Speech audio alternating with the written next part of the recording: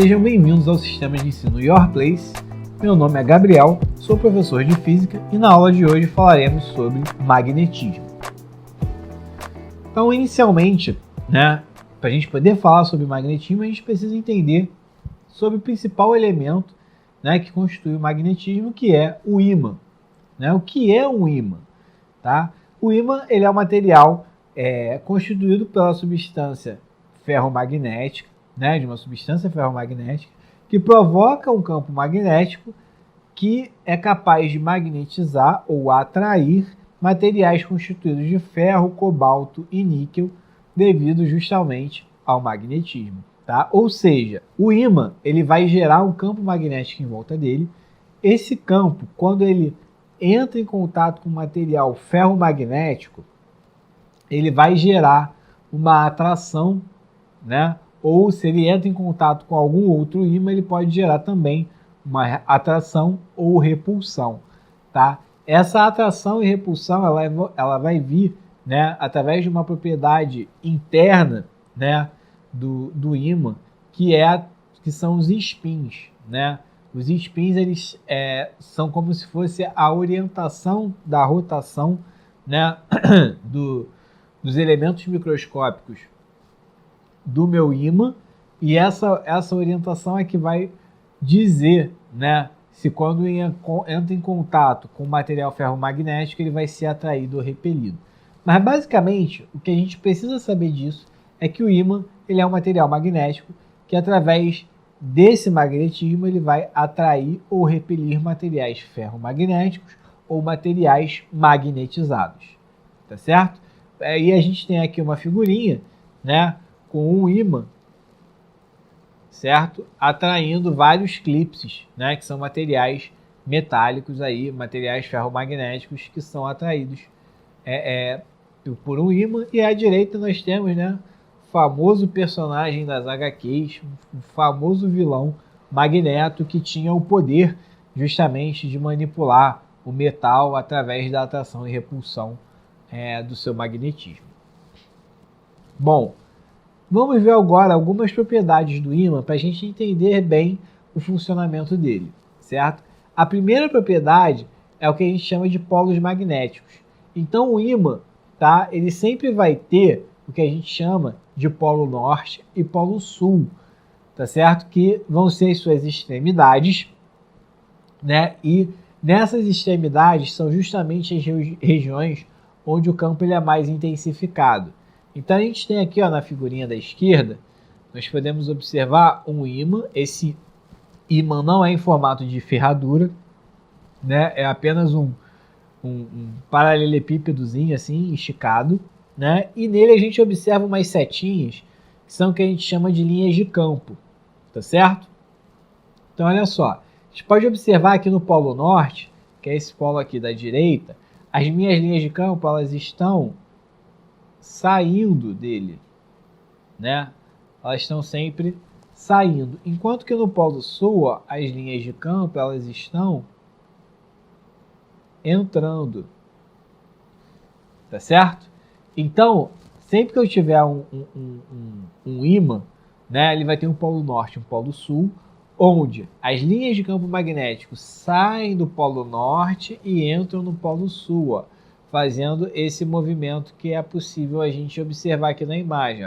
Sai do polo norte e entra no polo sul.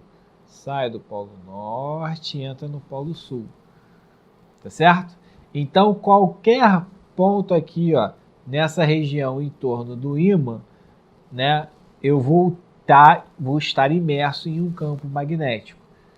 Tá certo? Então, se aproximar um material ali do ímã, mesmo que seja nessa parte de cima, na parte de baixo, ele vai estar sob a ação de um campo magnético.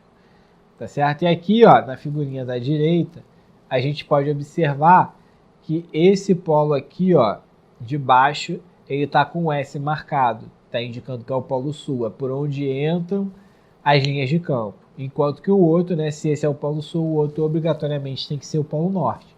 É interessante a gente ver que em ambos os polos, ele está atraindo o material ferromagnético, tá certo?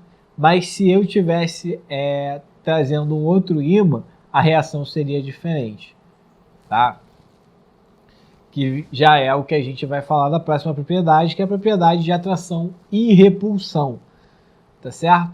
Então, quando eu tenho dois polos diferentes do ímã, próximos um do outro, lembra o que a gente falou? Ó, se esse polo aqui é o polo norte e esse é o polo sul, a linha de campo sai do norte e entra no sul.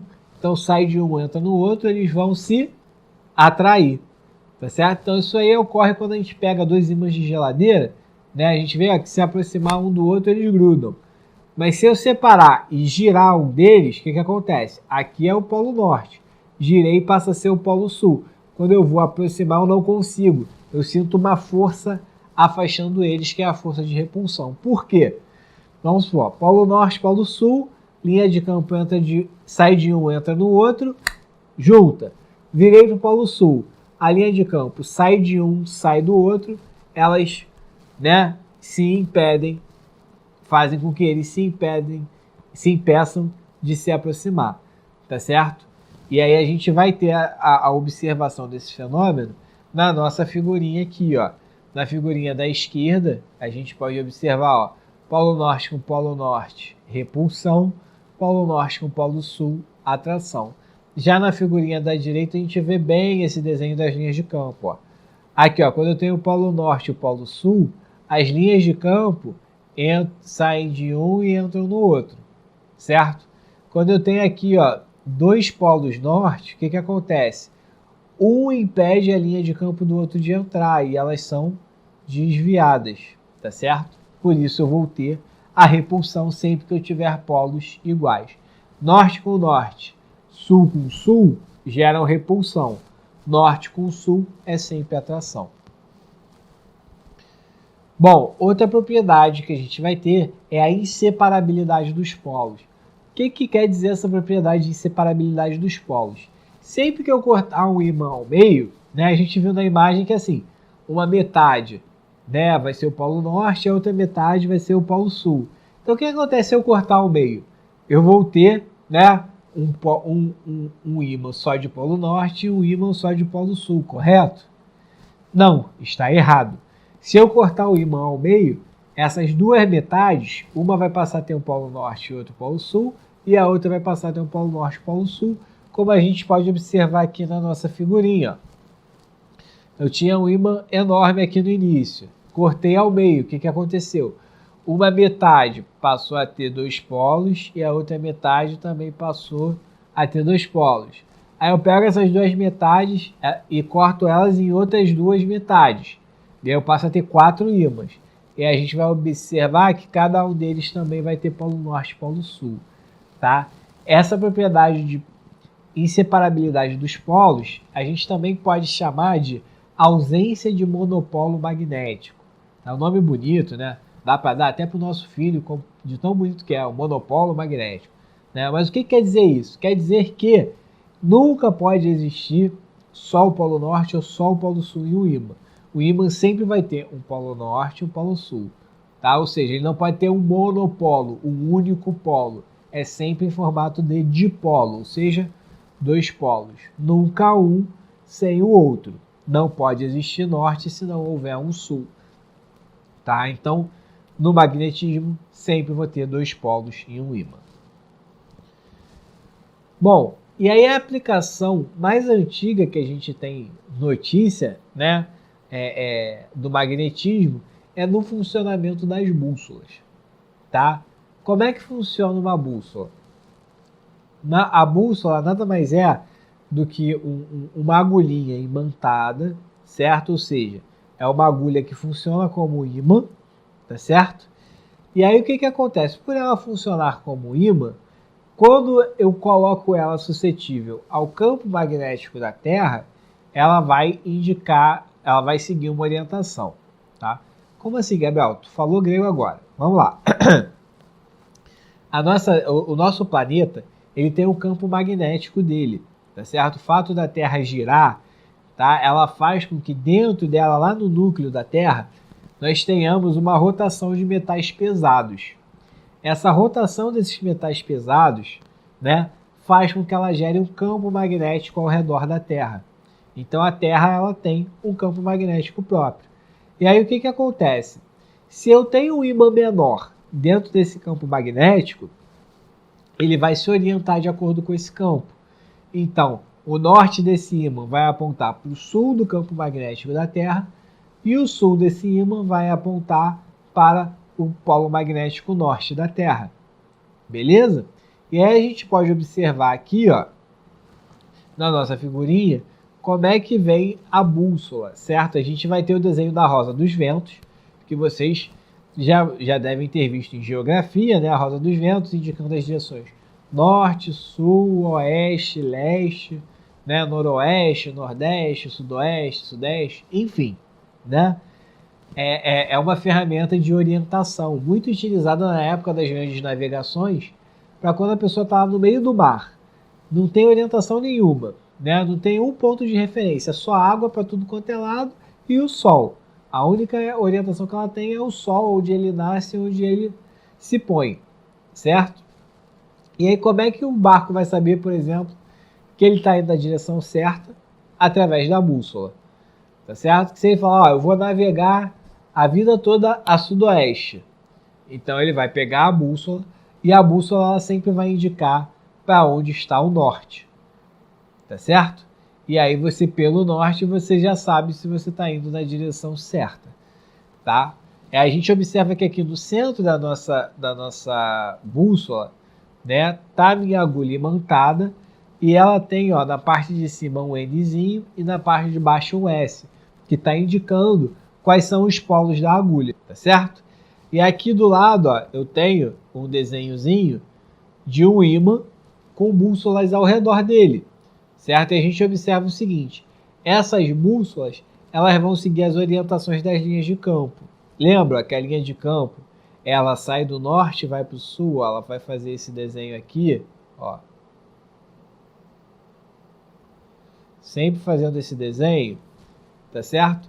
E aí ela tá, a bússola, dependendo da posição que eu coloque ela ao redor do ímã, ela vai estar na direção das linhas de campo, tá certo? Então eu teria uma linha de campo saindo aqui, entrando aqui, né? Uma linha de campo saindo aqui, entrando aqui. Aqui ela sai reto, né? Para cá ela já vai fazer um desenho mais ou menos assim. Então essas aí seriam as nossas linhas de campo. Se eu colocasse uma bússola nesse ponto aqui, ó, o ponteiro dela estaria retinho assim, porque ela vai seguir a orientação da linha de campo. Bom, então nós falamos que a Terra tem um campo magnético, tá certo? Então se ela tem um campo magnético, ela tem polos magnéticos, tá certo? Então, onde é que ficaria o polo norte magnético da Terra? Quem chutou que fica no polo norte, chutou errado. O norte magnético da Terra, ele vai ser o sul geográfico. Então ele é o inverso, tá certo? O polo magnético é inverso do polo geográfico. Então no polo norte eu tenho o sul magnético da Terra e no polo sul eu tenho o norte magnético da Terra. Bom, então olhando aqui para a nossa figurinha da esquerda, nós podemos observar o que? Essa partezinha branca da bússola, tá? Ela vai estar apontando, né, para o meu norte geográfico, tá certo? Só que o norte geográfico, ele vai ser o sul magnético da Terra. Então essa partezinha branca seria o polo norte da bússola, está apontando para o sul magnético da Terra, que é o norte geográfico. A partezinha vermelha, ela é o sul magnético da bússola. Então ela vai estar apontando para o norte magnético da Terra, que é o sul geográfico da Terra. E na figurinha da direita, a gente está vendo a aplicação do campo magnético da Terra, que é o quê? Fala, poxa, Gabriel, beleza, a Terra tem um campo magnético, mas o que isso interfere nas nossas vidas, né?